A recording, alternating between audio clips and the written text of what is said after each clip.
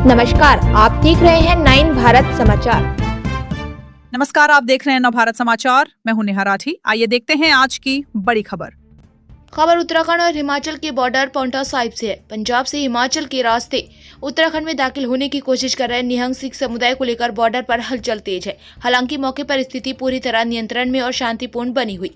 मामले की गंभीरता को देखते हुए जिलाधिकारी डॉक्टर आशीष चौहान और एसएसपी प्रवीण डुबाल खुद मौके पर पहुंचे, सुरक्षा व्यवस्था का जायजा लिया। इस बीच राहत की बात यह है कि गुरुद्वारा पांवटा साहिब में प्रशासन और निहंग समुदाय के प्रतिनिधियों के बीच सकारात्मक बातचीत चल रही। उत्तराखंड की प्रवेश सीमा पांवटा साहिब पर शुक्रवार सुबह से ही पुलिस और प्रशासन अलर्ट मोड पर है। देहरादून आने जाने वाले हर एक वाहन की सघन जांच की जा रही है। सुरक्षा व्यवस्था को इस कदर कड़ा किया गया है कि परिंदा भी पर ना मार सके।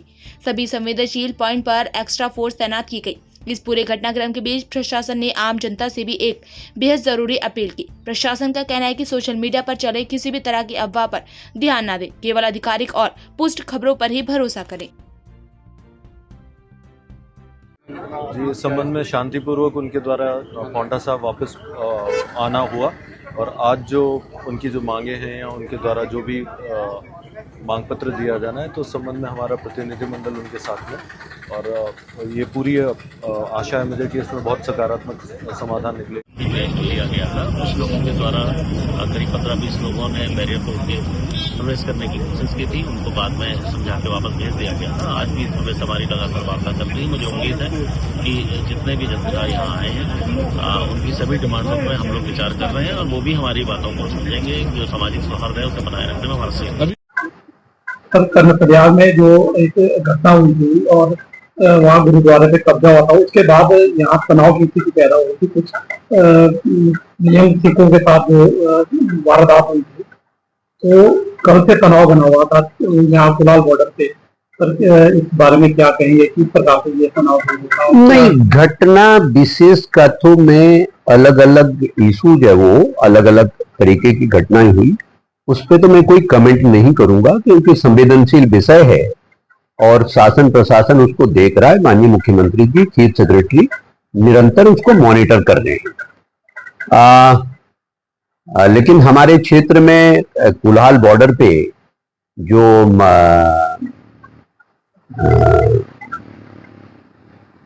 सिख संत निहंग का जो जत्था जो आया था, वो एक हमारे जिले के प्रशासन ने बहुत संवेदनशीलता के साथ और बहुत प्रभावी तरीके से उसमें लॉ एंड ऑर्डर की सिचुएशन को बनाए रखने के लिए कदम उठाए और हमारे जो एडमिनिस्ट्रेटिव पैराफर्नेलिया है वो बहुत एक प्रकार से टॉप गियर में है और साथ ही साथ वो जो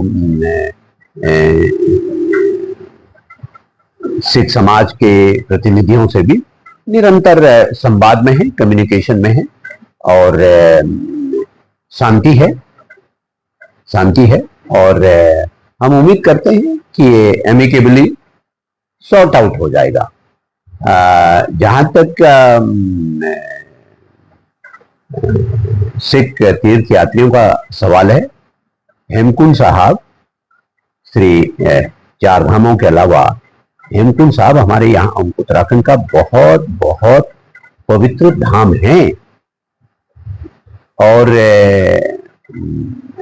हेमकुंड साहब भी उत्तराखंड के जनमानस के, देश के लोगों के हृदय में बहुत मान्यता है, बहुत श्रद्धा है और पता नहीं इस अवसर पर मुझे उसको कहना चाहिए कि नहीं, बहुत सारे लोगों को जानकारी नहीं होगी कि हेमकुंड साहब के जो प्रथम ग्रंथी रहे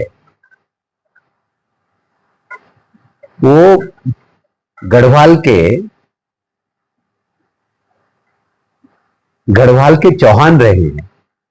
हेमकुंड साहब के प्रथम ग्रंथी गढ़वाल के चौहान रहे और कम समय नहीं, 20-25 वर्ष तक वहां के वो ग्रंथी रहे, प्रथम ग्रंथी। तो इससे आप समझते हैं कि वो कितना गहरा जुड़ाव हेमकुंड साहब का और उत्तराखंड के जनमानस का है। और मैं उम्मीद करता हूं इसी सदा संहिता के साथ जो कहीं पर कोई भ्रांतियां हैं वो भी सॉर्ट आउट हो जाएगी। कानून व्यवस्था को बनाए रखना हमारी सबकी जिम्मेदारी है।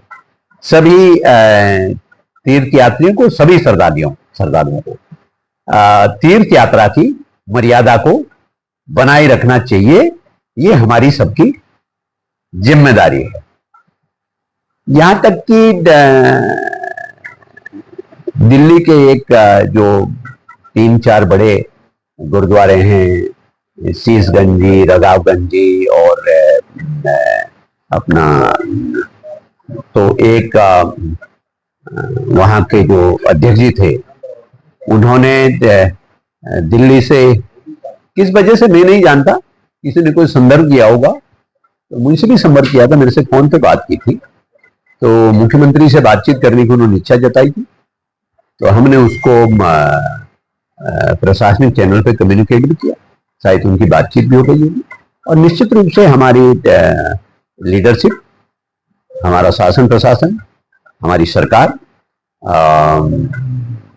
निरंतर संवाद में है और पारस्परिक सद्भावना के साथ निश्चित रूप से इसका समाधान हो जाएगा, मैं ऐसी उम्मीद करता हूँ।